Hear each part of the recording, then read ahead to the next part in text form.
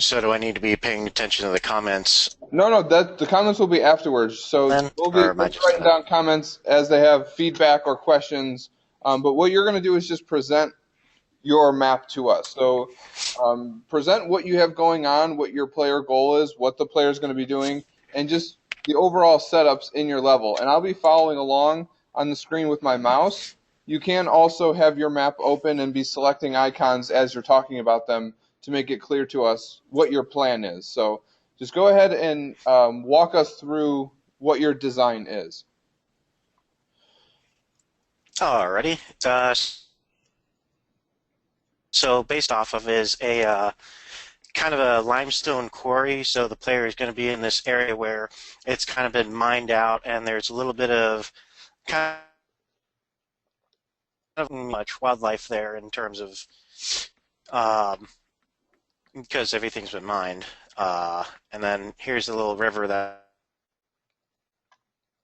So there's going to be some optional collectibles. Like I have one here that's already set up. Let's see, it's collectible number 3 here, which is going to have sort of rock geode or something like that to find inside the river. But where we're going to start here is the player area, which is going to be so came from somewhere else and through some other sort of caves to try and get into this area here. And the player is supplied with pretty much just a and it's going to tell you that at the beginning with this little message marker and tell you basically, okay, so you're coming into this area and you need to go essentially unlock a mining vehicle, which is like a giant auger, and that is essentially the goal of the whole level. But okay, so here is my first, which is essentially you're going to take your and blow up this wall that's blocking your path. And because that's going to explode, it's going to cause the rocks and everything to fly and shatter, breaking parts. This instructs it right here. It's going to bust open the cab door and like a side panel that would hold thing, some wires that you can pick out of it, and a broken flashlight so you can grab a small battery, which is an asset of the level. So that's going to be for collectibles 1, this area here, and which there will be a breadcrumb showing, hey, look in this area, there's going to be another collectible that you can grab here. And like I said, kind of a geode or something like that. The main area. This is kind of where all of the goodies start happening because basically the battery and the 2 wires that you is or at least one of the wires, but the battery as well is going to be used to essentially you have to take the wires and connect them to the battery, and then you can the lock panel for this to unlock the door so you can gain access to this area. And in here is kind of going to be like a garage type area. Now this is the player will be wanting to go towards this area, and I have it set up so that it's kind of like if the player goes a certain directions, he'll know important, and if you go the opposite way, that is the less important stuff, to kind of guide the player further into the level. And over here, there are some more wires and a sonar system, which is going to be used for finding hidden items and the main items. In this room here, shoot. Okay, and over here, there will be an extra battery, and I can pick up because you'll be needing a battery to power the sonar to be able to essentially find these, which are kind of exposed but not fully, so the player will be able to see them normally, so they don't have to use the sonar to find them, but you can, and that kind of introduces them to it. And then over here, the player will, and then there will be a terminal here, which the player will have to get which the player will have to use the power it on, and then once that's powered on, you can use it. You have to find essentially this will activate. That's kind of required part to, or no, sorry, I got it backwards. This terminal is used to unlock the door here, and then out of this one, once you use the grapnel to lift it out of here, and then you can kind of bring it over here with that you grabbed. You can attach them to the large battery and activate the terminal, which will create the lift and bring you up to level 2, which power system. And then, like we did on the first floor, you gotta take a battery and a wire and unlock this door here. Terminal, you have to find the refractor to use with this so that you can open this door over here. So this is kind of the final area over here. Here, there's nothing really important over here that I found to put. But over here is going to be the main introduction puzzle for main timing your. Because basically, when you come into this room, it's going to be like, okay, so I see a terminal on the side here. I'm going to walk towards that, but then the door is going to lock behind, and there's going to be a intruder, and it's going to fill the room with gas, making the player kind of feel a little bit more,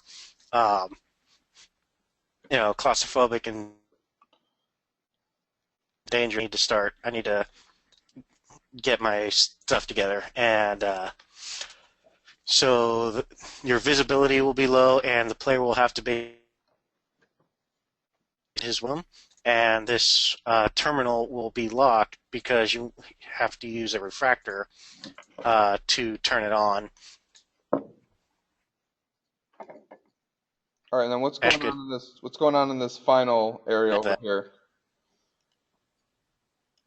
Okay, the final area is going to be door locked behind you, activating these 2 turrets here, which you will be behind cover here, which is all these little physics blocks, because what's going to happen is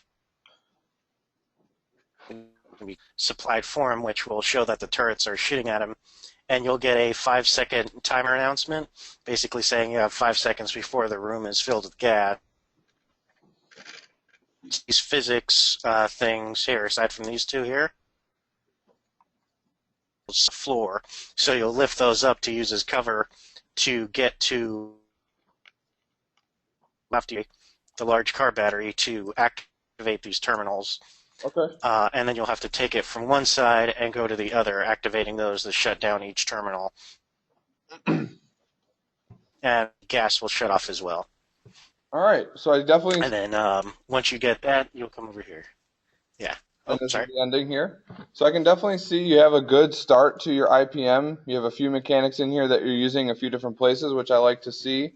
The one thing that I would first want to point out is just your differences in density.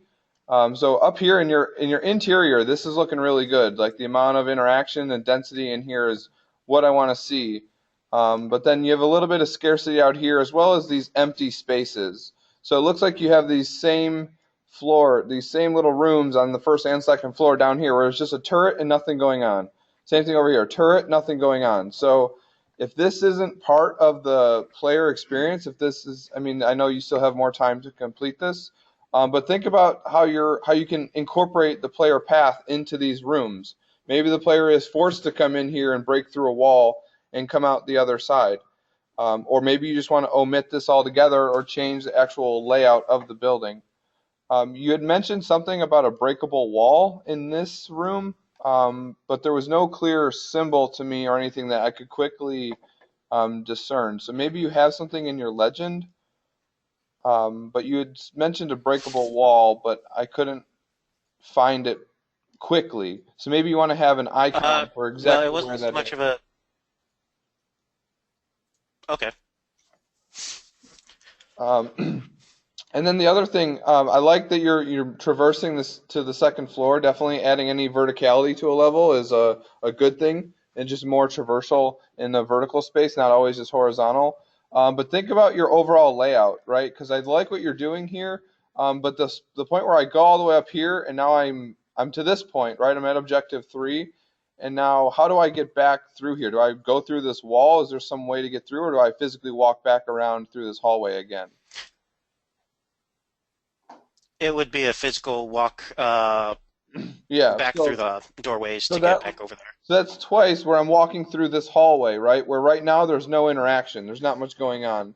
So you do want to add some more interactions, smaller minor setups, right? To take the minor setups from your LDD where you're just doing minor little objectives to keep the player engaged. So I can't just hold W and walk forward. Put those in here. And then maybe think about, well, instead of backtracking, how can I make this a different layout, right? Maybe this room that you don't have much going on, maybe this is a dead end right here, but then from here you loop back around. So I go through this, I go all the way around and then end up over here. So I'm back to where I started, or even end up back here. So I'm back to where I started, but I'm always progressing and I'm always seeing new content. I'm never backtracking through something I've already done. So just work on the actual layout of the setups, and this is why the map is the final step, is because we've already got our mechanics. We know where our mechanics are going to be. We just have to figure out how they're going to connect and how the player is going to traverse through them. Also, one other point I wanted to make about your Okay. actual map um, construction. You're using a lot of the shapes, right? Just the creating the shapes and adding them together, and that's a good start. I think you have a good sense of scale right now. So I don't want you to take this as a negative criticism. This is just all about feedback, and that's why we're here to talk about these and things and improve them. But when you're using the simple shapes like that, you end up with a result where your walls are thin lines. And it's okay for a block out, but what you want to do now, or as for a rough, and what you want to do now is actually think about how you would build this and if you were to take this into Unity. So these pieces right here, these would be your floor pieces. So now you want to go in and add like actual pieces of wall, and you'll notice on the example map, they went into detail about adding little pieces of glass or clearly telling this wall is made of concrete, this wall is made of wood, and then that way when you have this is my breakable wall, it's very clear where that is on the map. So think about that moving forward and how you can add that next layer of detail. But I like your sense of scale so far. There's a few spots in here where you could add a little bit more interaction in these little walkways here in this little hallway. But overall, the density is in the right direction. And then just be careful of your layout about having these little extra rooms where nothing's going on. Try and tie that into the actual progression that the player is going to see. So does anybody have any Okay. comments at all about Robert's map? Any questions? I didn't comment on it, but at the very end, the uh, the battery that you have to carry across to both sides. I mean, that's a cool Here? concept, but my question is, will the player still be able to do that without dying? Since he can only carry one object at a time, will he be able to carry the battery and not get shot by the turrets? Were you able to hear that, Robert? Oh, kind of. It was a little quiet, but I So, think I got yeah, it. the So, question was at the end here when you have the battery. if you can hold it. Yeah, are you going to be able to carry it Yeah. while getting shot at the turrets? So definitely a good mechanic Well, that's what the to think about. right. Well, my idea behind it was basically that the player would have to think more tactically during that time because you can only hold one object, so you kind Yeah. of up and it will only give you enough time to where basically you can pick up the battery and run past that panel, lift up the next one, and then move across it. So you have in basically a lifting the battery so that you can lift up the next panel to get by securely while you kind of juggle that back and forth, make shot at. Okay, yeah, I think Not sure if that clears it up any. final. That's like your mastery level setup right there. So the player's already seen this setup before, but now there's danger involved. Um, Also, I think now that James had just mentioned dying, I don't see any checkpoints in your level. So think about that too, about where you want your checkpoints to be, and include those in your map. Definitely in any danger spots. And the turrets also bring up another point that I forgot to mention was you had your turrets down here, right? But you're not actually introducing them to the player, so you don't want them to get to over here where this is the first time that they're actually forced to interact with them. So maybe these outdoor areas or somewhere in here you could have a turret where the player is actually introduced to them at first. So this isn't the very first time they've seen it. Anybody else Hmm. want to bring up anything or have any Okay. questions for Robert? I can relay them to him. I think I missed the barrier at the beginning with the 3 locks up there. I think that was where his mic was cutting out. Yeah, right here. This is where you put the pieces together to make the. This is the part you missed? No, I mean at the very beginning over on the 1. I think that's where you had the breakable wall, wasn't it? Like to the left. Yeah, here's where you make the wires. No, no, You To get the left. Go back to the start. The 3 locks there. right here. Yeah. What was this point right here, Robert? Yeah. These three locks? The player starts with like kind of a stick of dynamite, and Okay. he essentially blows up the wall. Gotcha. Are you using that mechanic anywhere else? I guess not particularly. It was moreover a way to introduce the level into breaking open the. Yeah. Could possibly use that more towards trying to create alternate paths. Yeah, I mean that's definitely something to think about, right? I mean, also you're going to have to implement that. You're going to have to script the dynamite to blow up this wall. So once you have that working, you don't want to just, toss it aside and have to build something else for another functionality. Maybe you can think about. So that's a great introductory setup, right? The player starts with the dynamite. You're just having them throw it at the wall so they know that they can blow up things. Now the player has to look for dynamite and blow up a wall. So there's another little opportunity there for introducing and practicing other mechanics. But thank you for presenting. I know it's probably not easy putting your work up for everyone to critique. And then thank you for everyone who participated and writing any comments in.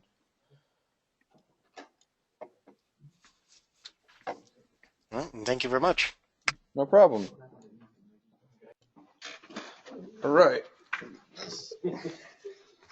All right, sweetness. Hi, my name is James Bramer. No, I'm just kidding. Okay. Hey, James. That doesn't sound very enthusiastic. All right. Oops. Oh, here we go. Cool. All right. So, start out here in the front. So this, pretty much the whole place is an abandoned laboratory that was working on a cure for a virus. Yeah, yay apocalypse. So the player is introduced here at the very beginning to the front of the building. So he's just out in the front of the yard. And there is obviously collectible here. But the very front has just a blinking light, like a broken flashing light, try to draw the player's attention to go inside. So once inside, he'll be in the main area here. And when he walks in, the first thing he'll see is just like the welcome desk. But behind that is going to be one of my featured items. It's going to be like a little key orb that he can pick up. And he will be instructed either through audio or text. I haven't decided which. He'll be instructed to take that over to the to this area right here, to the featured item, and put it in, and that will unlock the door right next to it. And that's going to be the security area. Okay. Yeah. So this is going to be the security room, and on one of these walls here, there's going to be 4 codes, I think. Yeah, 4 codes, and the player can either memorize it, write it down, or whatever. And there's another way to view it here in just a second. I'll show you that. But those codes are going to be very important to solve the puzzles here. And so once he has access to that, he can move on to the different areas. So from each room, there's no particular order. They're all unlocked right away. Oh, that didn't help much. Hit the button to the left. Try and hit the button to the left of the magnifying glass. It'll show the whole thing. Oh, okay. I just need to zoom out just a bit. But so yeah, like all these doors are unlocked here, and so he can choose to go to any of the 3 wings that he wants to right away. This right here is also an introductory item. It lets the player interact with it, and it'll show them like different areas of the building. Anywhere there's a camera icon here, this is where a security camera is going to be. And when he accesses this console, it'll switch camera views from the main character to he'll be able to cycle through all these different other camera views to look at the whole map. And one of them is in here in the security room. It's going to be looking at the codes. So anywhere, he won't have to travel all the way back, to get to the codes. He'll just be able to go to the nearest console and look at them. But so here in the first area, Wing A, he'll go through. There's a little barrier in between him and continue on, so he'll just duck under that kind of. And then once he comes in here, like I said, there's a console. So if he wants to know the code for this specific wing, then he'll just be able to look at that. Or if he wants to get a better view of the entire thing, he'll be able to use the camera here and just get a lay of the land kind of thing for the area. So pretty much what we'll have to do is over here in this first one on the brown square looking thing, that's actually a little platform on rails. That's what the lines are here. It's something that just moves along. Right, it's going to be stationary, but it could move along. And the player's going to have to grab one of these throwable objects and actually break the platform, and that will drop one of the keys. To get the other ones, he'll have to walk up here on this catwalk. That's what this is. It's a catwalk, but this pillar right here fell out of the wall and broke the catwalk, so he'll have to jump onto it and run up because it's diagonal. It hasn't laid all the way on the ground, so it's kind of sticking out at an angle. So he'll have to run up that and jump on these tanks, these large factory tanks that are holding, I don't know what they're holding, but they're just holding something, probably. So he'll jump on them and get the second one, and he can either jump over here or just get onto this catwalk here and get the last key. And then after he has all 3, he can either go back to here to the console if he doesn't remember the code, but he'll have to input them in a certain order in order to unlock this area over here. And this gives you your first master key, pretty much. So when you pick this up, I'll give him more instructions at each of these. There's only 3 of these throughout the entire level, and that helps to unlock this combination over here in the vault room. So he'll need to complete each of these rooms before he can do that. So over here in Wing C, pretty much, the player will go in, and it is kind of empty there, and I've been thinking about how to fill that. Just get rid of it. Because I wanted it to be able to, I want to have hallways, but I just don't want it to be so empty. I also need it for spatial reasons. That way it's not just one big open area or just one area right next to another. I wanted it a sort of transition area. So this one has 4 instead of just 3. So it's a little bit tougher combination. This one he could do first. Like I said, it doesn't matter. So this one's a little bit different. This whole area down here is on the floor, but there are still these hanging platforms that he can use. And this one, you can't destroy these. You'll just jump on them. So you go around here, and there's one of the orb keys there. He runs upstairs, and this area will be filled with stuff, like not interactable stuff, just stuff to make it not look so empty. But there's an orb here in the corner. He'll be able to jump off. There's going to be like a hole in the wall that's kind of crumbled. So he'll be able to jump out and onto these hanging platforms, and he'll have to jump across to get to this one and drop it down. But he'll have to jump across to these two as well. And then from there, he will be able to jump onto the second floor, which will actually have like a connection right here as well, but it will just be on the second floor. And he'll be able to jump across to that and then get the last orb.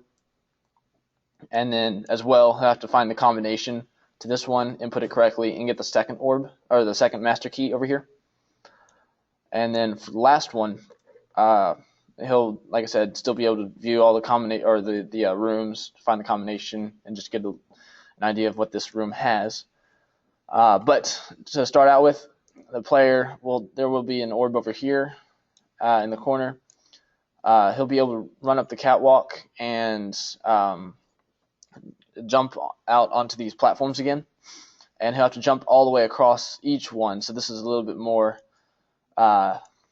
advanced version of that. And he'll have to jump across onto the catwalk in order to get onto this thing. And this area right here is a giant pillar with catwalk surrounding it. So there's no way onto it from the ground. You have to jump all the way across all this stuff to get to it. So it's like an advanced way to get up to there. And so using those 4 orbs, you can input the combination and get the last master key. And then after that, after you have all 3 master keys, you bring them over here, and then you input them in the correct order. See, all the others are by color. All these different orbs are going to be different colors, like red, green, and blue, and stuff like that. But this one over here, they're all going to be the same color, and you're going to have to input it in the correct order, like the actual order. So it may be this right one, then the left, then the middle, or maybe left, middle, right. It doesn't matter. Like you'll just be able to see the combination. So it still won't be too difficult, but it'll be different. After that, this vault door will open, and you go over, collect the antivirus. That is the whole point of the mission. And then you go down this spiral catwalk kind of thing all around the big center dome, and then the player finds like a breach in the wall and leaves. All right. And that's where it. We'll connect to another area. Yep, that's where it'll connect to another area. Thank you, James. Nothing well presented. So who's got any comments or questions for James? Cheryl? So like you've got all the security footage, consoles and stuff everywhere, but you don't really have any kind of defense mechanism for this facility. No, Is that that's by design, or is that just? yeah, that's by design. I didn't actually make any way other than fall damage in the last room. There's no way to actually die. So it's mostly just, that's why there's also no like spawn So points. it's basically like a walking adventure. Yeah, the whole point of the thing is to more solve puzzles. I mean, if I actually wanted to, I could easily add turrets or stuff into this. I mean, it's easily changeable. So if my team or whatever needs that, I can definitely change that. All right, so Danielle says there seems to be a lot of open space. Yes. I definitely agree. You've got a lot going on. This almost looks like a map for a team of 4. This is a lot of space, and you still have areas where it's empty that there's not much going on. So definitely good note. What else? Who else has a comment for James? Robert, do you have anything you wanted to add? I already asked them. That's good, though. Definitely, it's good to just keep all this documented because we're going to be talking about it, and if we can't remember all this because it's hard, you can't remember every single thing, then it's going to be a lot of wasted time. Right. So this is another brainstorming exercise. Let's give them some more ideas or some concepts to improve this. So the empty space is definitely something you should address. Also, can you zoom in on this first little entrance area? This where? Yeah, right over your mouse, so where you can see this area where the player starts in that first room. I would say if you need help with transitions, think of Mega Man. There's always a simple transition that's recognizable but can show a ton of detail where you're going. Okay, that's a good point. So shorten your transitions and because you have these little transitions that are all empty right now, and you want them to feel like gameplay, not like this little transition spot. But this beginning area, oh man, if I was a player, this gives me borderline anxiety a little bit because I'm like, where do I go? I can go anywhere I want. So Right. I would prefer, especially because you want there to be some progression. Maybe you said one of these, I think it was Wing B, is a more advanced jumping platform. This one. That one. Yeah. I mean, maybe like, and this looks more of the introductory stuff to this mechanic, right? Where you're dropping that crate right over in Wing A. You're seeing that for the first time. Yeah. So I would think of a way where you can have there be progression. Maybe Wings B and C are locked, but something you do in A allows you access. And also, you're going to be doing a lot of backtracking, right? Like, you don't have that in there for your player path. Right. But that's going to be something the player has to do. Right. Right? They're going to have to go and get their key in Wing A and then go back to this main little hub area and then go back to Wing B and rinse and repeat. So I think your layout can definitely be improved. And just your overall space that you're using, you can definitely limit that and just save yourself some time. Like, you're biting off a lot right now to complete, and then overall it's just there's not going to be as much content as you're planning for just because due to time constraints. Okay. Anybody else? Two things first. There is another comment on there. Okay. Oh, he does. I just want to get to that first before I jump ahead. The last area can be improved by having simple, broken sections. Just a suggestion, but the final area seems tedious because you're just walking. That final little silo where you're walking. That's not me. That's not you? Else. There's more to it, too. Oh, there is. Yeah, it's that final little circular room where you're just walking through that catwalk. Yeah, it could end as soon as the player gets here, or they could get to here and then walk directly. Yeah, I did think about that, but I just wanted it to seem, I wanted the big and emptiness area. I just wanted it to feel massive to the player. I know there's not actually much interaction there, but it seems pretty simple. Well, what about having, if you want to portray that big and emptiness, and be careful how you use those words, because we're designers. We're focused on gameplay and interaction. Right. What you're talking about is just the feel of this massive space. So maybe as the player walks through this doorway here, or they get up to this podium, there's just a camera cut that just shows this and really sets that feeling. But they don't actually have to actually traverse that. Or maybe if you're actually having them walk, maybe there's this little platforming section. Maybe there's parts of broken little pieces in the catwalk, or you get up to it and you hit a trigger and now part of the ground shakes and it falls out. Like, if you're going to include that, make there be interactions. And you're going to notice that when you have to go back through all of these, because if you go back down to the left, instead of Wing B, so even in there, like all this walking, when you go up this catwalk, there's not much. Now here's the interaction. Right, now you go over here, now there's just walking, now here's the interaction. Right. So when you notice when you're trying to fill in all these spaces, it's going to be a lot. You're going to have to come up with a lot of setups, a lot of different interactions, then you're going to have to implement all those. So be careful about how much you're trying to do, because I think your setups are good. And also your map construction, like your actual using the tools and building your map is very, very well done. It's just the layout you really want to think about. And how much space do I want to build? How much time do I want to take in building this environment? And rather than, I would much rather see density, right? You come into this room, the catwalk's right here. You walk right up to it, you do your little platforming, and you move forward. Right.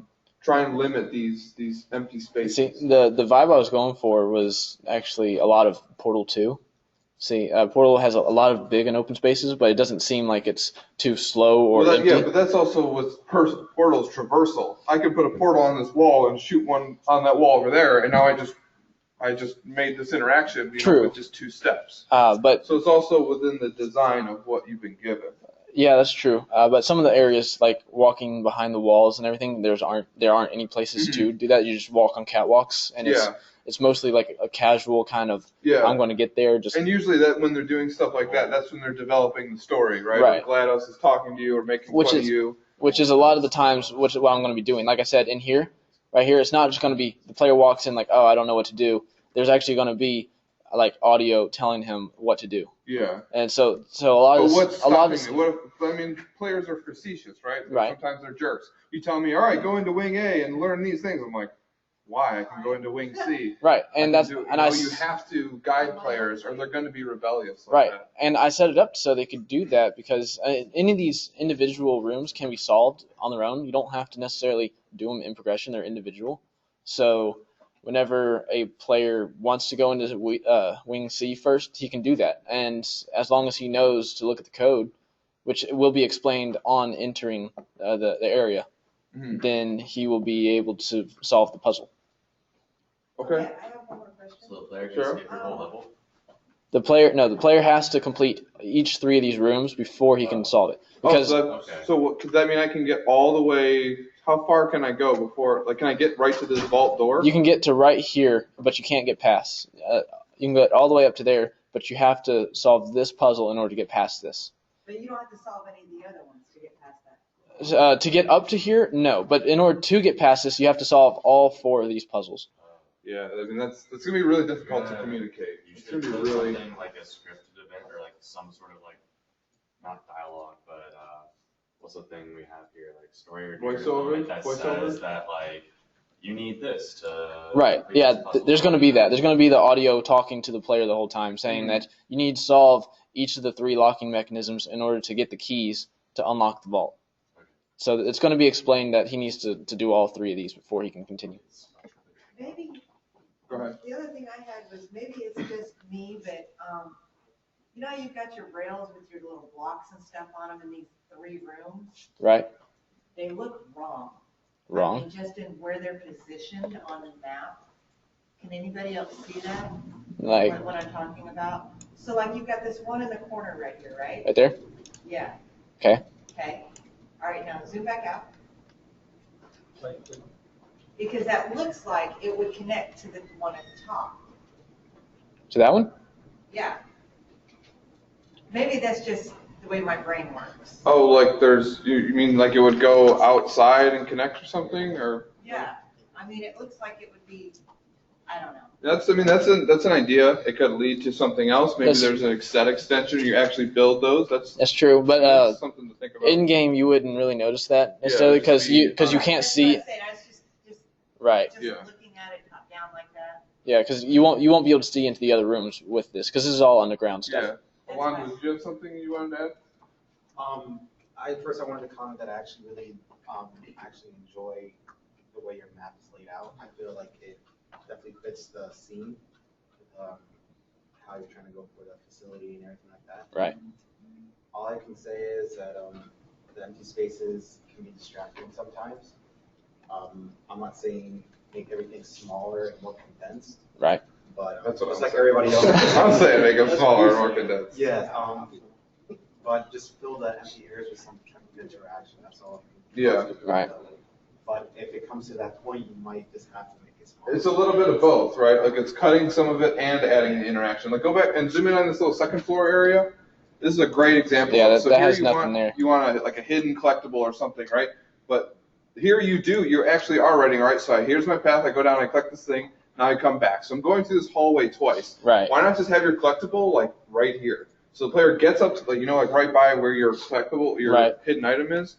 Have them right near each other. So you're just rewarding the player for getting to the second floor. Right. Or maybe have a little barricade and then they interact with it and get the collectible. Yeah, I wasn't too happy with the second floor. Yeah. Because I did recognize that there was literally just those 2 items and there's nothing to do up there.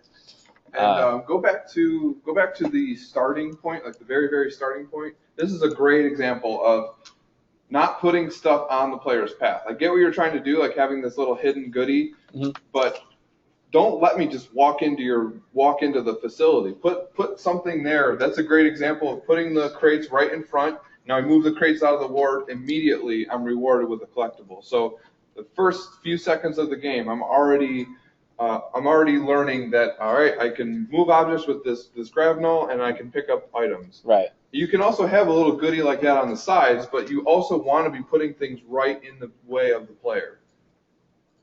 Okay. 2 other things I mentioned, and then we'll do any other final comments. You're using the camera cutscene icon, and that's okay for your security cameras. Did you change it? It's a cutscene / camera. So if you select the icon on your map, you can actually you won't be able to do it because I'm comment only, but you can like make a copy of it and then change the color or just use a different icon and include that on your legend, just so it's really clear that this is this is where a cutscene would be. This is the actual security camera. Oh, okay, because I thought it was a camera slash cutscene, so it was like an alternate camera that the player was using. That's why I thought. No, that would be more of like, I mean, this is more of like a gameplay, like a security camera that's scanning. Yeah, try and find like an icon. I know that the game icons has one, or even if you just color it something, because you can adjust the color of icons right in Google Draw. Right. Change it from like blue to green or blue to red, whatever you like, and then just include that in your map. Okay. And then there was a few spots. So here you're doing it where you have a little doorway there. Right. But there's a few areas where it's like bricked off. So go into Wing B. Like that little room right there, how do you actually get in there? That's a door. It's just like a large, I didn't put a doorway there, but it's like a garage. So it's not like a normal door. It's something that will open up like drastically. Maybe make an icon for that, because I saw anytime you're using something more than once, it's probably a good idea to use an icon, make an icon for it. Okay. So you have it right there, and I think also in Wing C. I think I have it in every wing. Yeah, that's just the way I did. That's the way I did it, because it's like a wall at the beginning. But that's fine. Just some things to think about, and that's what you want to be focusing for the next step is the polishing up and making it easy to communicate. So you could just hand this over to someone and they could build it without you actually having to communicate. Right. But yeah, I think the actual construction of your map, you're doing a really good job. Definitely good. I think overall we can agree that there's some spots where you need more interaction and less space.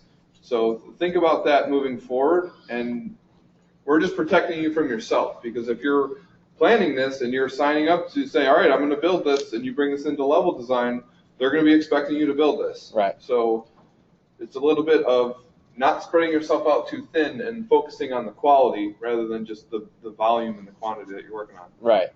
But definitely a good first pass. I'm happy with where you're at now. Okay. Alrighty. Anyone final comments? Anyone that's been quiet hasn't mentioned anything? Hopefully everyone's been putting notes in there. Robert's having it. Yeah? What did he say?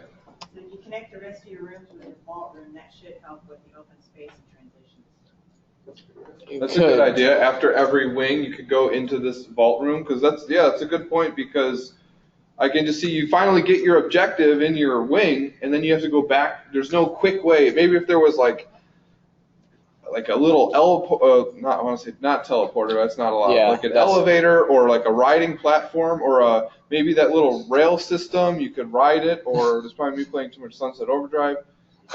Some way to quickly transition, right? After I've completed my thing, some way to get back here. Right. So part of that's layout, and maybe there's something you could think about to come up with there. But a lot of good feedback. So I'm glad that everyone participating for the most part and able to give you some good feedback. Right. Alrighty. Oh, wait. Yes. Yeah, I wanted to say something about that second floor part right there. Okay. That could be a place where you added, like Cheryl was saying earlier, a turret or something, like when the player comes around, to make getting to the object that you want the player to collect a little bit more difficult, or to add some interaction. You can make a turret right there, and they'll have to get past that to get through or something. It could. But yeah, like I said, I kind of wanted to stay away from turrets, mostly because I just didn't want. I wanted to go for more of the casual feel, not the I'm trying to survive feel. More of just, hey, this is an area I need to unlock. Is there any way in your area for the player to die?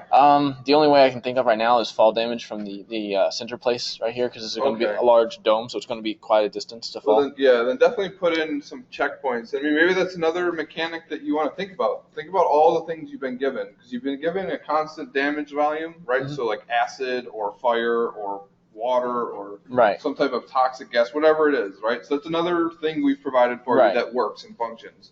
Now, what can you design with that? So maybe that's something else you can include in your empty space. All right, last question. So with this, you said the fall damage on the last part of the vault. So how would the player get all the way around there, or does the level just stop when they get to the edge of that? Well, they just go down the catwalk, and as you pointed out, there might be some sort of like barrier or something like that you have to overcome on the catwalk, but the player just walks down, and that's about it. And then at the very end, they just kind of walk over to the the little end there, and if I need to, I can connect to another player's map or whatever. You cool. Like some stairs right there to indicate that the player can walk down from the catwalk down to that area and walk over there, or. Well, like, wait, what's your question exactly? So like, okay. Like You right can click here. on them. Click on the icon. Oh. So. Like right here, I guess. Oh, the arrow is leading from the catwalk to the. Oh, this. Yeah, right Yeah. there. Are you gonna put like some stairs right there to indicate that the player can walk down to that part, because that was the next time. It just cuts off. Yeah. There will be some sort of passage there that it was probably going to be like a lot of debris down in the center area, but this part's going to be probably pretty clean. Gotcha. Either that or there's going to be some sort of like line that continues to there, something that signifies that the player can go there. I haven't exactly determined how to do that. All right. But yeah. So any more comments, or if anyone has anything else they want to add, feel free to do it to the map. This one is open for critiques. And thank you for presenting. And then David, you're up next. John? So one thing that might make your map, I think this kind of goes off with what they're saying about putting the thing, connecting everything to the vault. Right. I don't necessarily think you should put like multiple paths in the vault. I don't think that's what you're going to do anyway, but maybe taking the vault and putting it in the center of the map and putting the other rooms like around it. Mm-hmm. Almost near that hub, that little starting area. It's something that I'm doing for like my map, and I found that makes it like a lot more. That's a good idea too, because you want to, you always want to present the player with the problem before you give them the solution. So you don't want them to go through all these wings, and now they see this vault and like, oh, this is what I was working towards. But if you immediately show them the vault right away, now they're like, okay, this is what I have to get open. I need to go do these 3 tasks in order to get it open. Right. So again, yeah, the layout is something that you want to be thinking about. Okay. So, alrighty. Cool. Thank you, sir.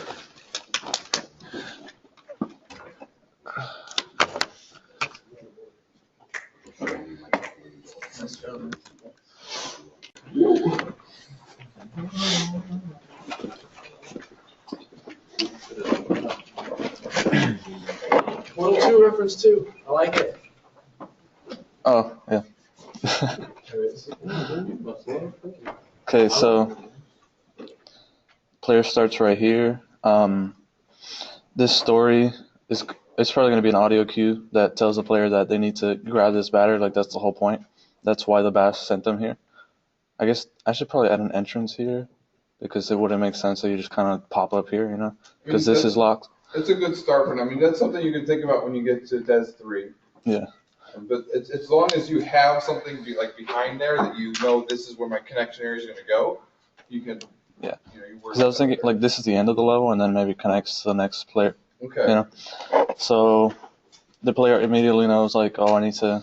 This is like a powered door, but the power is off, so like the door won't work basically. So you need to turn the power on and then come back here to do it. So now here the only way to get out, because this is a one-way door, and they see this as well. Cool. So they need to pull the vent out and crawl in here. Now there's a collectible, you know, often. I was thinking about adding like windows here, or like some sort of way to view outside, so that you can see maybe something here, and then also right here you can also see it. Foreshadowing? Yeah. And then so you come out to this room, and there's like 3 crates stacked on top of each other here, turret behind. So, you know, the player's introduced to the turret. Nice. You know, very simple setup so that he knows he can throw things at it. A barrel here, so he might throw the barrel and find out that crates aren't the only thing, you know, you can throw. Right here is a collectible over a ledge. So then here the player, you know, walks out, and I forgot to say this, but the factory's dark, so you can use your flashlight through most of it. But, you know, out here there'll be light, of course, because it's outdoors. And right here the player, this is a glass like door, so the player will need to use this rock here, right here, and to, you know, throw it, get through. And now this room there will be tons of turrets like just pointed at you, and the player's instinct will be to come here to get into cover. And if the player sees the vent over here, it'll be kind of out of view, but it'll be like a high vent, so they can, if they want, try to stack like the crates in order to get to the top vent to bypass the turrets. And if they do, they go straight into the next room, which is where the power generator is, turn on the power. But if they go straight through the turrets, which will be tougher and it'll take longer, they will make it to this room, which will give them a collectible for going the tough way. And so now that the power turns on, these are both one-way doors, so they can't go back. Okay. But once the power turns on, you'll get a sound cue. I should probably put the audio thing right here. But to get a sound cue, you can hear the machines spinning up, and these doors will open, and so that the player will see that, oh, now powered up doors will open. So now they know that the first door will open.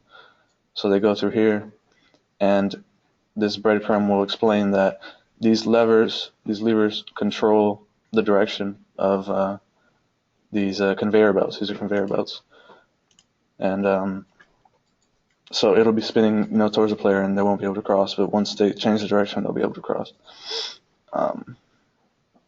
So then, when they go to here,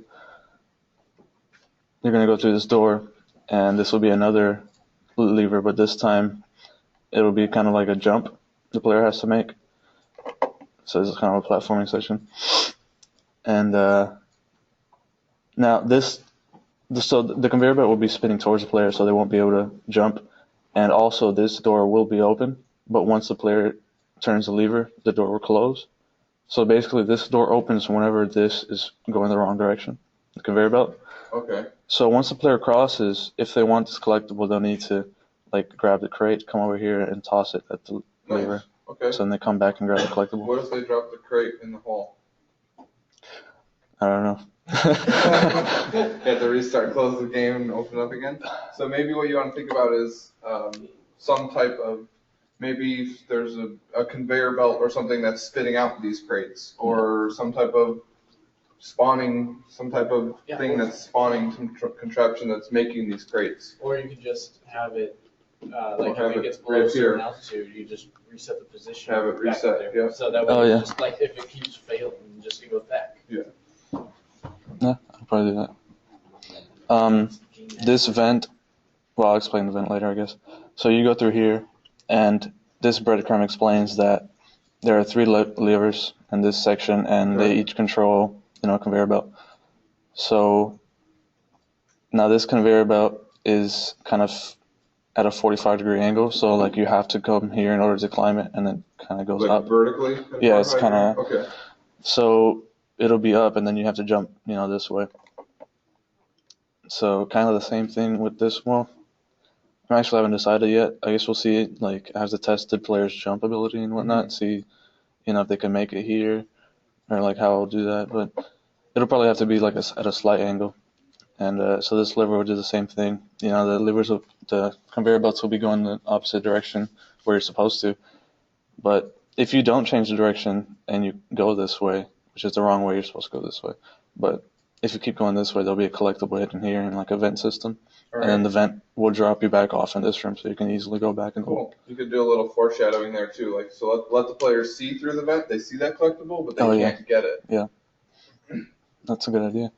So then you come back here and you do it all again, the first part again. And then now the player knows still he needs to change direction to go this way. Okay. And it's cache it in the opposite direction. I could probably do more with that. So this lever is the same thing. And now once the player crosses, they won't be able to go back because it'll be going this way, the conveyor belt. But they can toss this at the lever in order to cross back. And they will need to do the same thing, so they'll need to bring this with them and do the same thing with this lever in order to get back. Because this key opens this door. This will be like a switch, pretty much.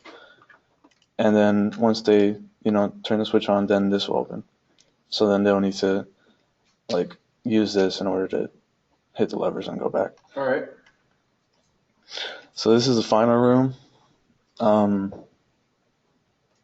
the conveyor belt will be spinning towards the player. They'll need to go towards the crusher.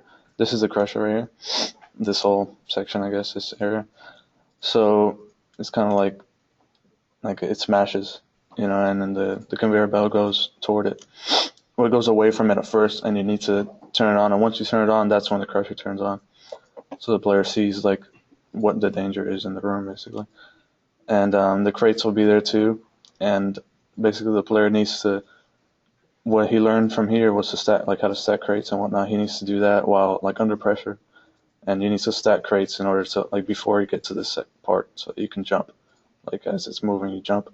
All right. Here, there's a collectible at a high point, like that you need to climb, and where the player drops down, and there's the one-way door back to the first area, where this door will now be open, and then the game ends. All right. So when the player gets through this door, how does that open?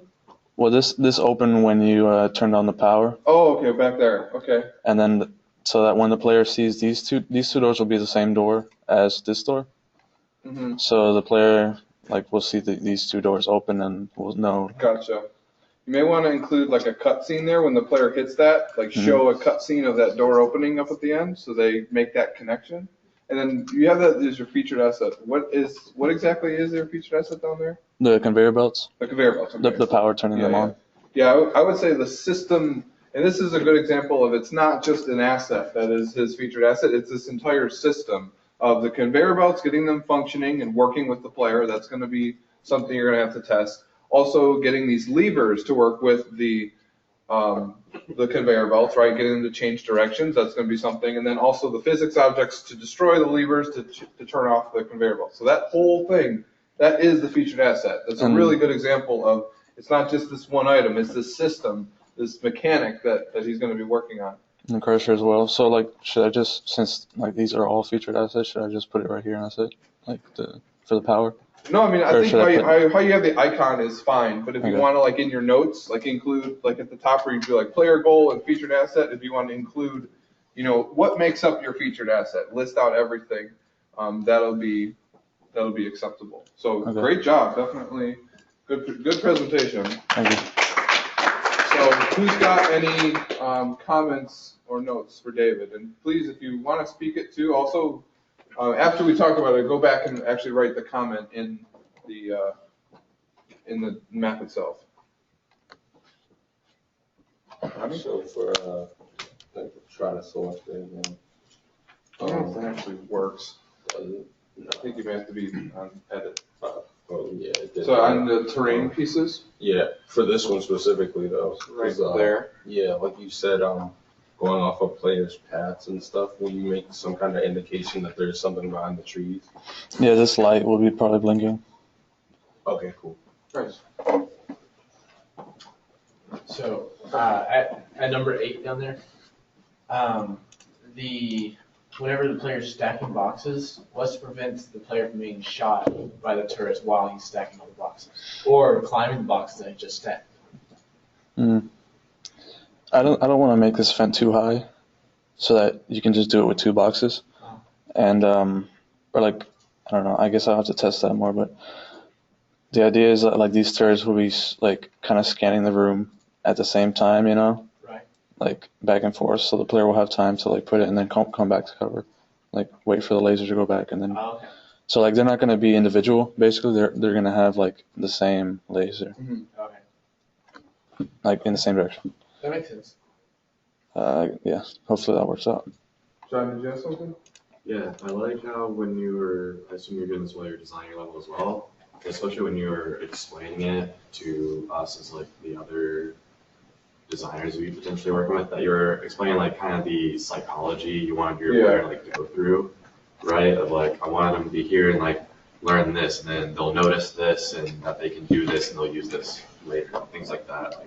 Just kind of the natural, logical progression you want the player to go through, which I think is really important, that you're not just kind of throwing in there things that you think would be cool, or you talk about sometimes that you get self-approach just throwing glitter at a board, that's all our pickups are on the map. Yeah, you can definitely, that's a great comment. You can definitely tell there was effort and thought that went into this. Every single setup was planned. like you said, the psychology of the player. What are they thinking at this point? After they learn this, what do they do next? So definitely, great job and a good comment. I tried to do that with the collectibles too, and I didn't talk about it because I would take forever. But like a lot of the collectibles are the same way. Like some of them will teach you like this one.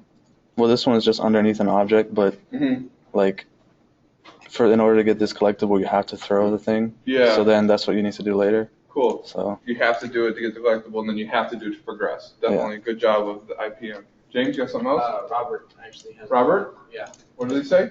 He said. A little confused how the player gets to the higher level without dying at objective 2, since there are only 3 boxes. It's the same place that I was talking about, except he's okay. Here? Yeah, that's objective 2. Oh, okay, yeah. So like if you throw, maybe you pick up the boxes and throw them on the other side of the turrets?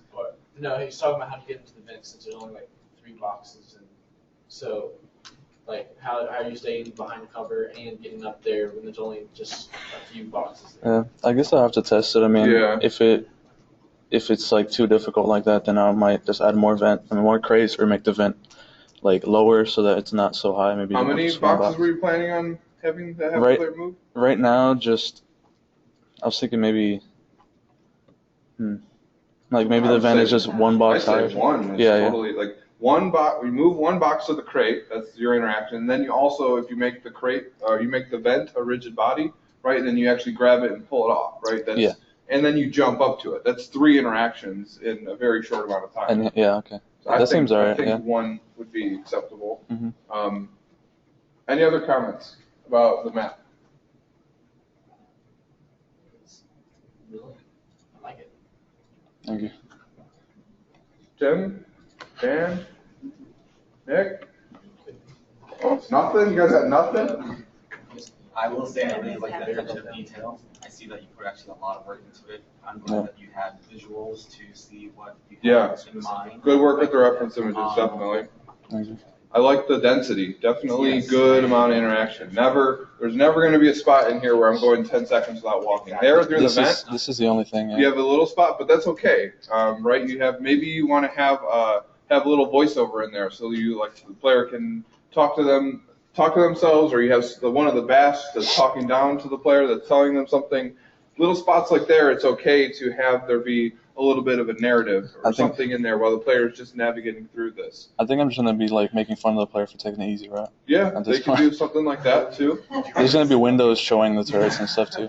And at the beginning where you have that, I mentioned foreshadowing as another spot, but if you go up to where the players start here, when you said this is the player's goal is to get this battery, show that, right? Like show, maybe you have a window or something looking in, you can see this battery and you know this is your goal. Same thing about when we talk about with James's map with the vault room, right? Like show them this is the object, this is the task, and then they can go about the level with that in the back of their mind. So the actual construction of the map is also very well done. One thing I wanted to point out is your terrain. You have these 2 little chunks, these little nuggets of terrain that you have going on. And the detail and the layout of them is a good start. But think about if you were to take this into Unity and build that terrain, what would you do? How would you build that? So this is like, factory will probably be like, in the desert basically, but just these terrains are kind of fenced off so the player can't go past. But this will also be, all... Okay, so all this, right? So what I was getting at is when you bring this into Unity, you're not going to make one little piece of terrain and then make another little piece of terrain, right? It's going to be a giant flat sand. So think about that now. Think about building everything. So probably maybe in here you could have like a little courtyard, or there's more terrain in the window that could see out. Like all of this is going to be terrain. These 2 pieces are going to be one terrain object. So start to plan for that now. And then also include that fence. Like if this is the fenced-in area, right? Like right now, this is good. This is the gameplay area. This is where I can go as a player.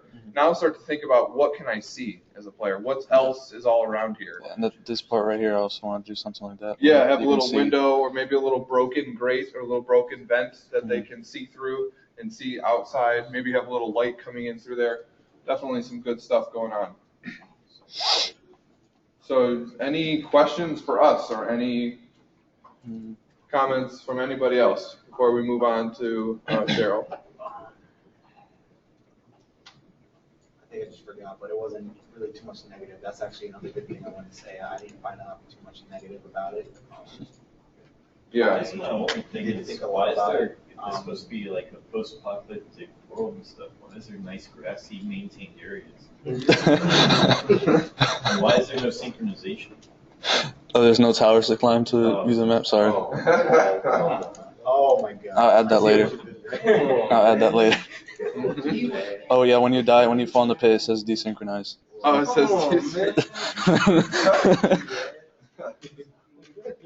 Alrighty, so any other comments, feel free to post them in the notes for the map. And thank you, David, for presenting. Mm-hmm. Great job.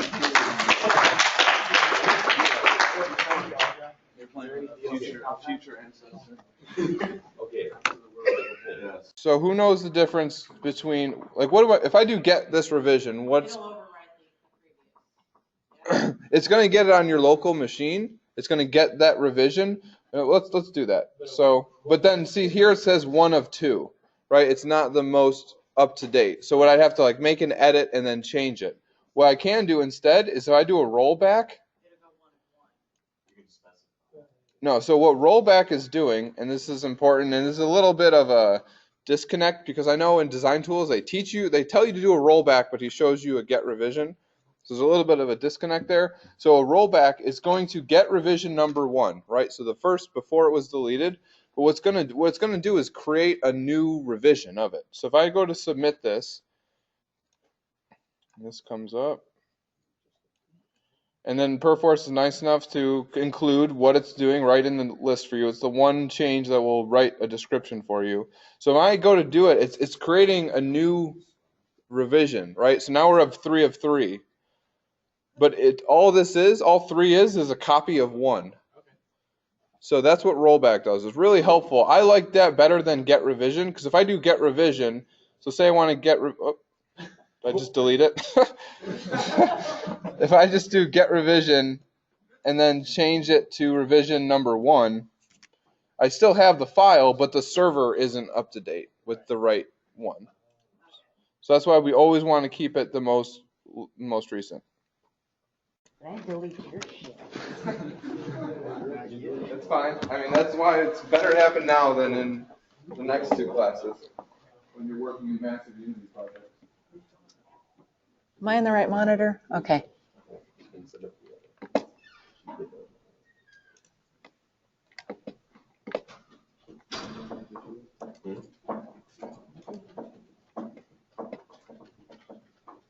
All right, so my map here is an abandoned research facility. It is set in a frozen wasteland. And you'll notice that throughout the entire map, everything is pink. This is a constant bleed damage from the cold. Your main goal is to find gear to keep yourself from freezing to death and to get the furnace working. So as your player starts outside the door here, and you'll walk through, there'll be security cameras throughout the level. Each security camera is set up with 2 turrets. They're all linked. The security cameras will do like a visual sweep. You can see with like a light or something. As long as you stay out of the light, you won't get shot. In this first hallway here, you'll find the first solution to how to use the doors. Okay, this is given to you by your BAST, and he'll tell you exactly where it's at. There's a broken door here. Keeps slamming, short-circuiting. You'll have to make your way through the door without getting caught. On the other side of that is the turret that is linked to this camera. Now you can disable the turrets either by destroying the camera with like a physics object. You can destroy the turret itself. If you destroy the turrets and the cameras, you do have the opportunity to, or the chance to have something drop from them, some sort of collectible. The first time you get introduced to my featured mechanic, which is the door mechanism, which is, oh, I don't have it on here. Of course I don't. Every door in this map is set up on a pressure plate, which will give you a key code. If you do not know the key code, it will give you the option to override the door lock with a Rubik's Cube type puzzle, just not as difficult. Once the player gets through here, he'll have a partial code for the numeric lock, but a complete code for the puzzle lock from his BAS that was located here. All of these health stations create a healing volume for the player so that they can warm up and they're not freezing to death.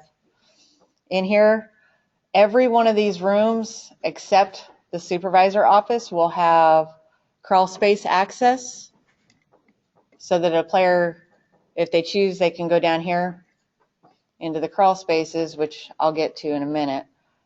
There is research documentation and the heater core, which they'll need for the furnace room.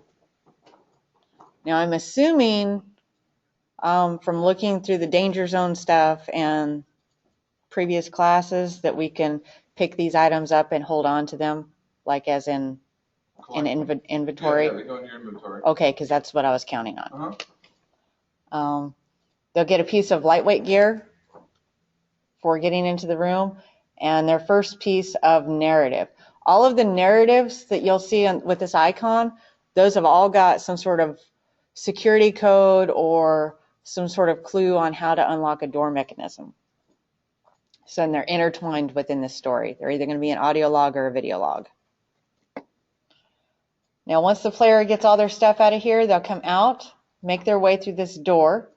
They can either, like I said, take out the security camera or the turret or both by picking up a physics object and throwing it through the door. Hopefully, it doesn't bounce back and hit them in the face. I have a setup for a breadcrumb to lead into a collapsed part of the hallway here. Anytime that the player is crawling, they'll have an altered movement speed, which means they'll just move slower. They'll find a piece of money in here and a research doc. If the player decides not to go through there and they want to come over here, and there is a breakable wall right here where they'll find some more money and another research doc, but there's also the off chance that the turret might see, that the security camera might catch them right here in this little area. And standing that close to the turret, they may not get out. So that's a chance that the player can take. But the primary path is to go through this. This is set up as a puzzle for the simple fact that the crawl space is a kind of maze. Okay, this is the first room, crawl space entry. This is where you drop down in the crawl space from the hallway upstairs. You have a breadcrumb to go this way, taking you up here. There's a health volume.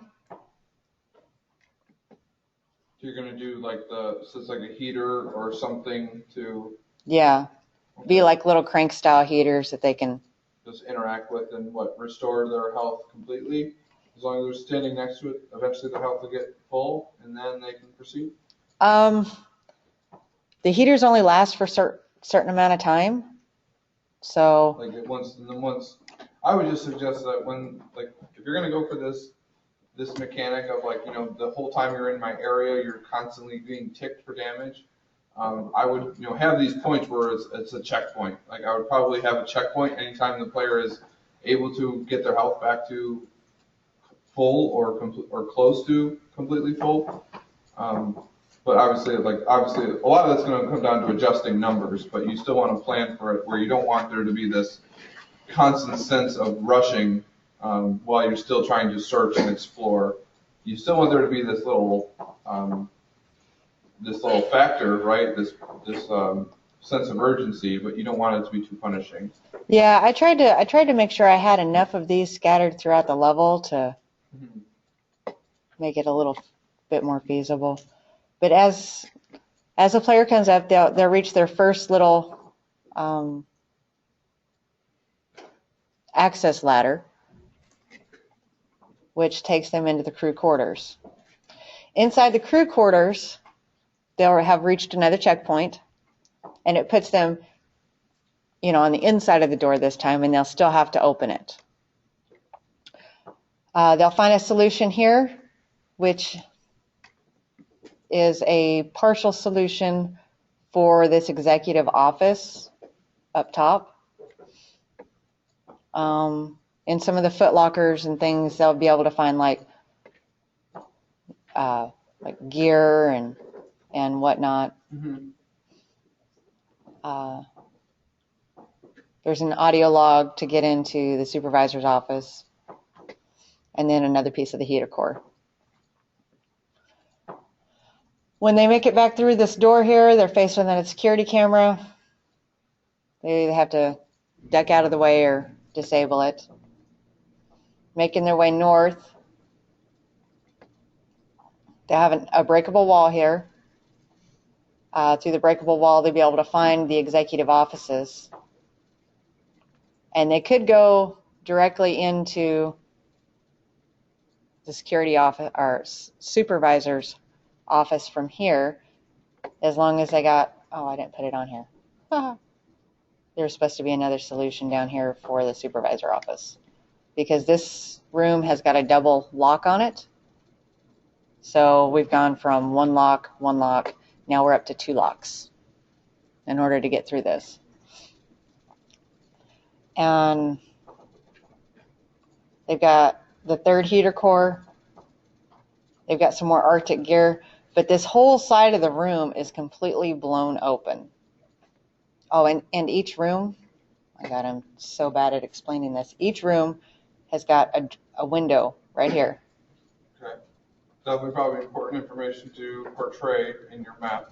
Yes. Do you want to add in? Yeah, so each room has got a window right here. And what this is a sub-leveling ladder with a catwalk system. It's got kind of a short circuit on it, so every single time a door opens, this thing's going to rotate. It's only got one working catwalk. You'll hear it rotate. You won't see it rotate in this first room, but once you go into the crew quarters and these other rooms right here, you'll be able to see it rotate as you open the doors.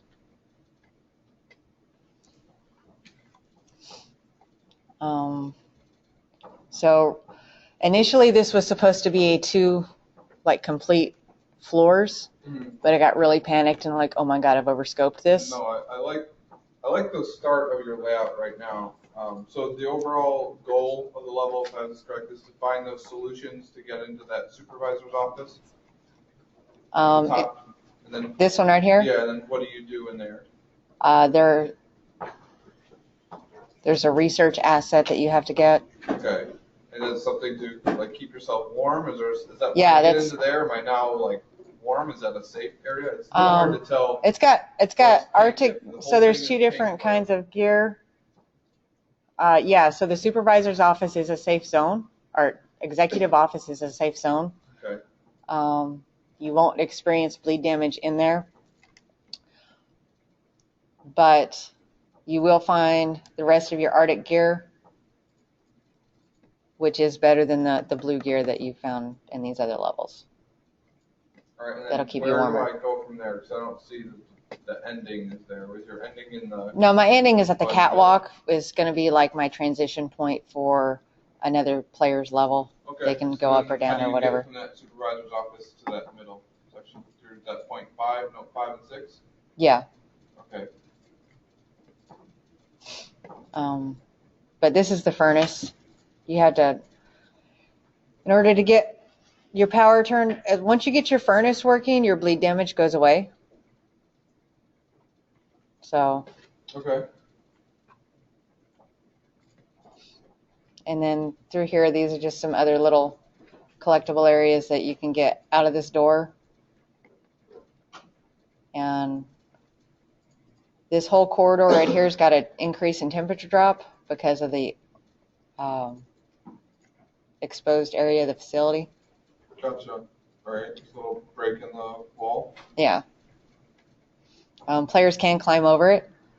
There'd be an audio log thing in the snow here, and one of the collectibles they can find is flares, which they can use in the crawl space because it's kind of dark, even though they have the flashlight, right? Mm-hmm. But the flares will stay there, so they can like leave themselves trails to where they've been.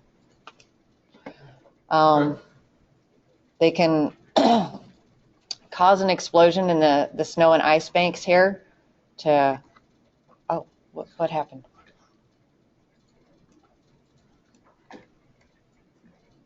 In order to get the audio logs. Okay.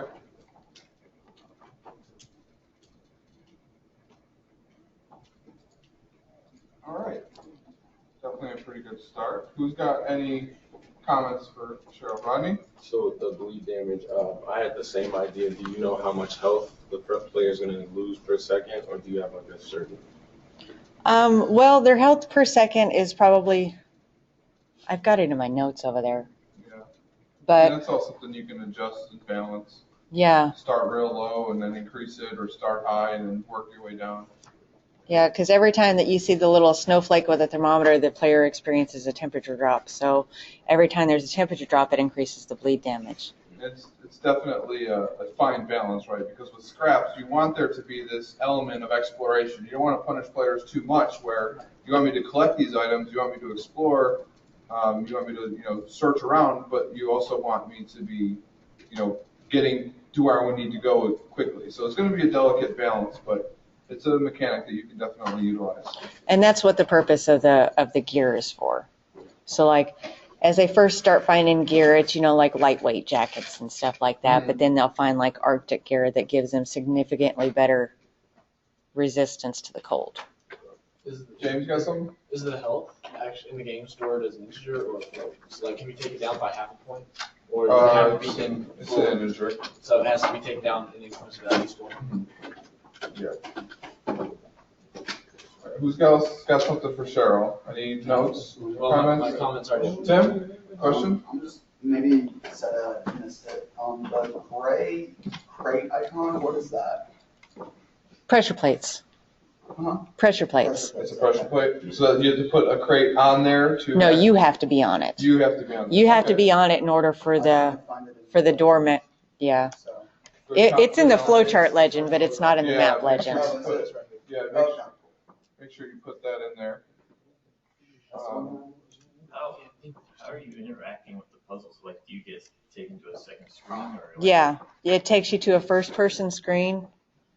So you'll be able to either enter in whatever your actual code is. If you don't know your code, then it'll pull up a puzzle for you to be like a visual puzzle. You have to like move the shapes around in order to create like a visual icon. Okay. If you don't get it right, the very, very first puzzle room or puzzle lock that you get to, it'll just kick you out of the puzzle. After that, your pressure plate is going to open up and it's going to drop you down, and then you're going to have to start back at your last checkpoint. Okay. As the puzzles progress harder, puzzles that have 2 locks on them, they'll pop out extra turrets that are not linked to the security cameras, and it'll give you a couple of second warning to move before they start firing on you, but they will fire on you. The puzzle at the executive offices is a triple puzzle, and that one will electrocute you. And can you frame up the whole map? Hit the button next to there. All right, now just zoom in on the map, so you can see both floors. Okay, go one more time.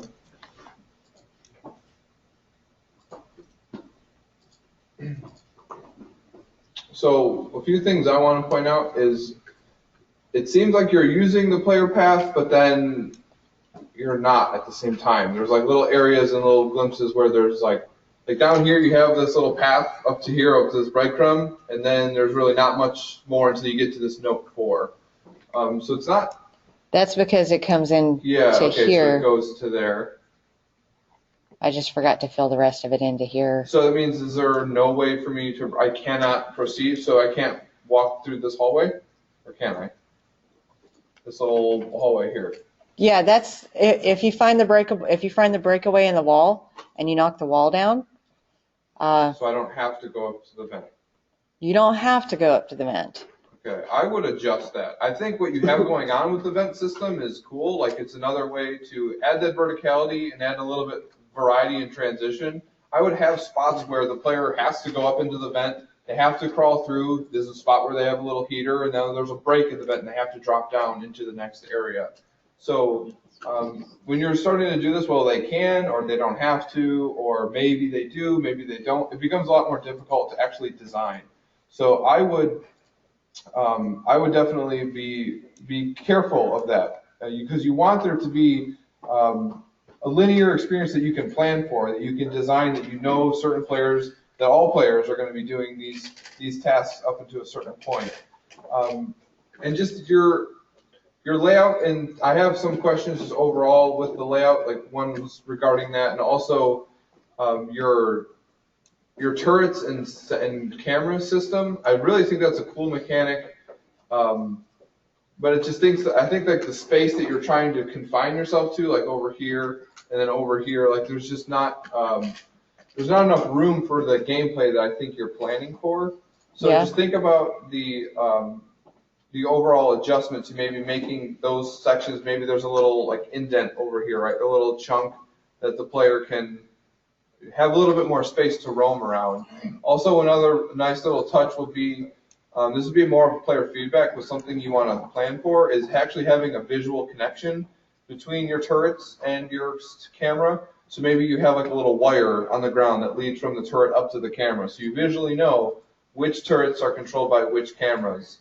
I think that'll go a long way. Yeah, just the player path, I think you've got something planned out. I think having the other one, I think that connects some of the missing pieces, having the vent. But I would try and stick to this is the experience. Like don't have this other traversal setting if you're not forcing players to use it. Okay. So like with some of these rooms right here where you can come up through here. The other player path that I was thinking about was making them come through here instead of taking all of the space underneath and going through and coming up inside. Mm-hmm. So like they've got this big gaping hole in the floor, right? Yeah. They're using. Sure. Yeah, I mean, going through doors gets really old really quick. Eventually, you're going to want to give players some other type of traversal, like, dropping through holes in the floor or, going up into the vent or breaking through walls, something other than just everyday walking through doorways. Even the climbing ladders, maybe there's a spot where the ladder is halfway broken and you need to put a crate underneath the ladder and jump up. Now you can climb up the ladder rather than just climb up the ladder over and over again. Right. And do you have I think you do. I think you have I think because you're using some other icons. I just want to make sure you had the 15 collectibles.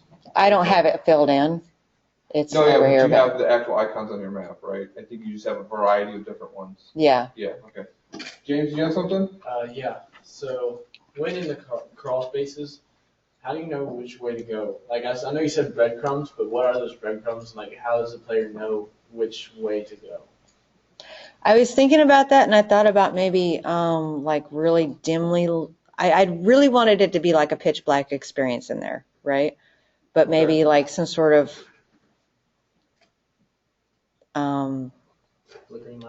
flickering light that you can see from like crawlway entrances. Maybe part of it could have a vent with like ridges in it, and there's light coming through, so you have a little light coming in. And then Daniel had sort of like an extension on that. Is there actually any place where it's blocked? Like you can't, like, can you just go anywhere in there, or are there spots that are blocked by obstacles? That's a good question. That tell you, like, do you need to go to this room, or can you go to any place that you want in any order, that kind of thing. Yeah, I wanted to do that. I wanted to make it to where you had to go through all the crawl spaces, but like if you got to one, you couldn't open it because there's a crate on top of it. Okay, so you had to like move the crate first before you could. Right, so you had to figure out what room you're in. Yeah, that's definitely, you definitely brought up a good point about the crawl space. About it looks like right now you could just start. Once you get up there, you can go anywhere you want. Right. So I would definitely restrict it in certain areas. Force the player to go back down to that main floor, do some interaction, then come back up. Segment it a little bit more. The usage of it is good. You just want to use it a bit more sparingly and directly tie it into the progression of the level. Any other comments at all? Questions? If it's Be sure to continue to add to those comments. If it's, I'll write this down too, but if it's like dark in the crawl spaces, like how would you know what room you're in? I think it'll be kind of confusing if it's like totally pitch black and, oh, I guess you have a flashlight, but like, will you be able to see a little bit, above you or? Yeah, I mean, you can see like the interior, the top of the crawl space.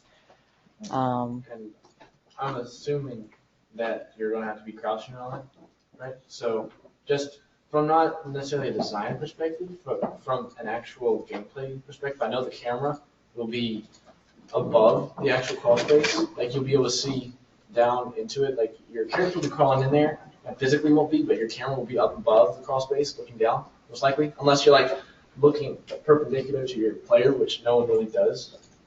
Oh, you're saying the camera will be outside? I mean, that's a little restriction of what you've been given. So we're actually trying to adjust that. It should be fixed by next month where it's real tight if you're in a really tight area.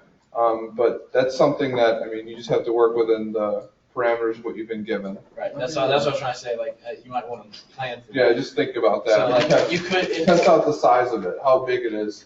And I know if that is still an issue, because the reason you can see through objects is because the normals are flipped. Right. You can actually do another layer over there. So if the normals are facing up, so that when you move up, you still can't see your player. So it's actually like the scene, just the crawl space thing. So the player will want to go back down into the crawl space so he can see his player. Well, based off of that, like, can you? I don't know if it's considered a cut, not really a cutscene, but I know God of War, in some, like, sometimes the camera would be stationary? Not third person, but like, stationary. That's like, it's like God of War is almost like you're playing a movie because as you transition, it's a stationary camera. Now you have this little set, and then when you exit it, I imagine that would be good. You could test that out and try and see. That could be something. It'd be pretty easy to do. I don't know. Activate the nearest camera near the player. Yeah, I don't know if you played God of War, but yeah. So there was a zoom-in camera. Yeah, we hit shift. You enter the crawl space, it automatically turns on the zoom-in camera, and you can't zoom out. And then when you leave, then it zooms out. That could be something you. That was because I was definitely. When you get to level design, those little tweaks like that. You guys can talk to that instructor and see if he can work with you to make improvements. But we're definitely trying to improve and iterate on the player character. We know it's not perfect yet, but we give it off to you, and now you have the ability to make some of those adjustments once you get into the team setting and your level of functioning. And it never will be perfect. Yeah, it's not going to be perfect. Shoot like. Do it. No. So feel free, anyone else has any more comments, go into Cheryl's map or any of the maps that we reviewed today and write down comments. Remember that these are going to be your future teammates. You're going to be working with these, these maps and putting this level together. So this is the time to make these adjustments, come up with more ideas, and continue to improve the design. So all the feedback is much appreciated, and thank you for those who participated, and continue to do so throughout the week. It's not just, this isn't the only time. If you guys want to get together at lunch and review each other's maps, we've all set these open to comment, so you can go into the map and actually write on comments right there. have a question. It's not about this assignment, it's about entryway. Yeah. I started doing that, and as far as the actual like animation goes and everything, I have enough to complete the assignment.